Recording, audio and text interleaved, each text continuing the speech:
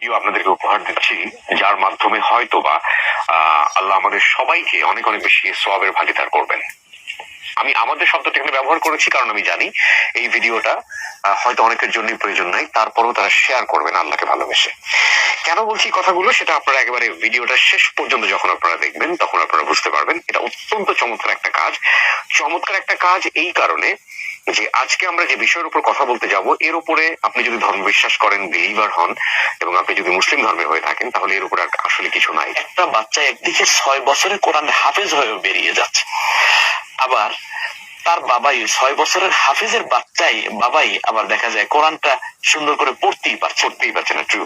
অথচ এটা কোরআন শিক্ষা করা ফরজ। ইন্নাল্লাযী ফারাদা আলাইকাল কোরআন, আল্লাহ নিজে বলছেন আমি কোরআনকে তোমাদের উপর ফরজ করে দিয়েছি।